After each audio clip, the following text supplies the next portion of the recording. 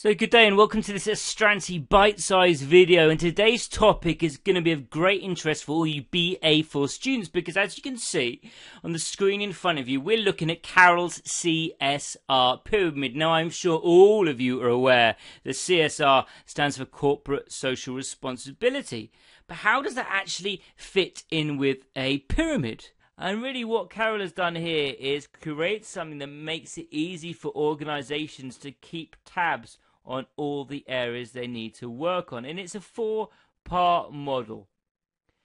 And it's argued that any organisation that's wanting to implement CSR needs to satisfy each of the following levels. And we can see the levels right here. We have economic, legal, ethical, and the little one, don't worry, we will zoom in, is philanthropic.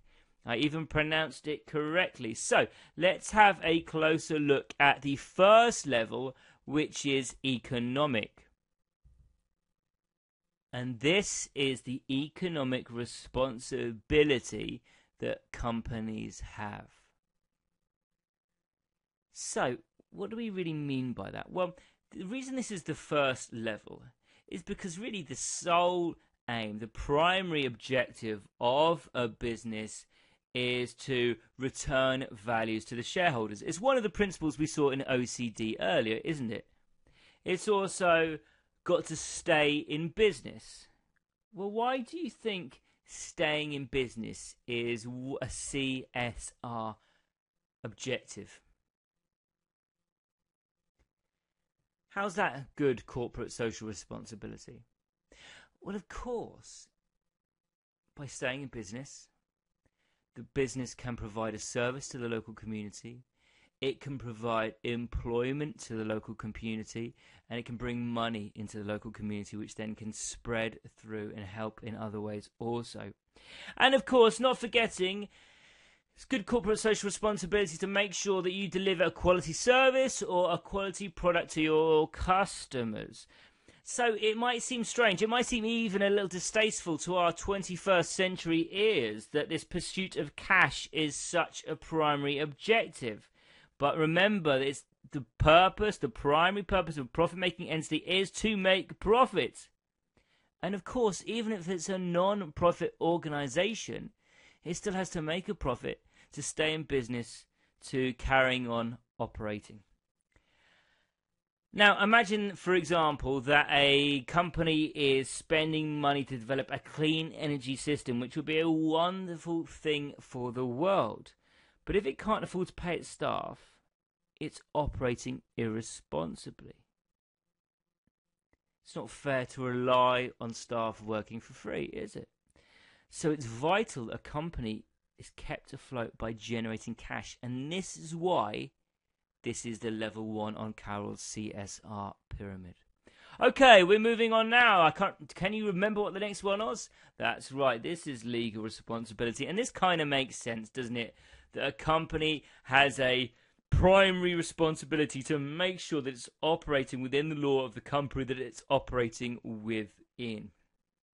Remember what St. Abraham said earlier on in the introduction, when in Rome, do as the Romans do. So when in a country, operate according to those laws. But also what CSR suggests is really that keeping out of jail is the bare minimum.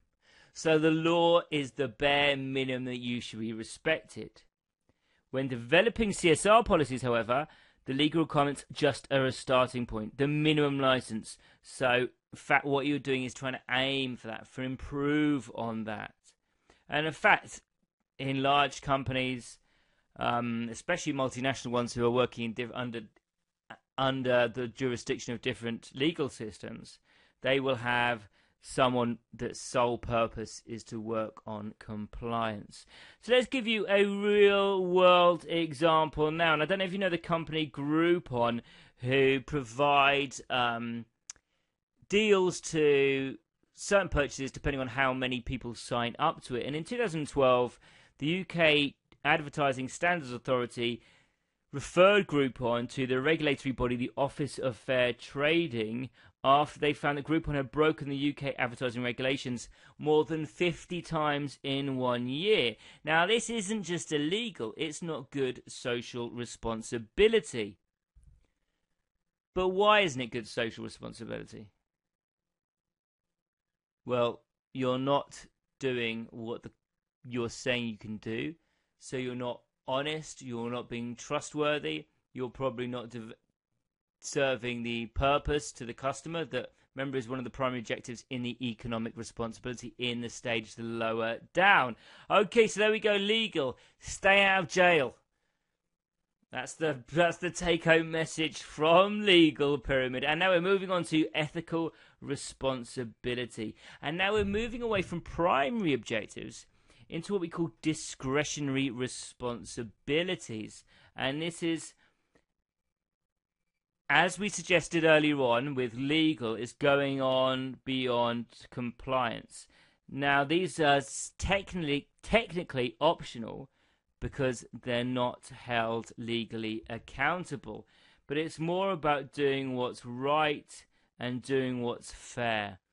And the major UK supermarket Tesco faced immense media criticism because it had branded some of its produce, only meat produces, with brands such as Willow Farms and Boswell Farms. Now, if you pick up a meat product called Willow Farm, where do you think the meat is from?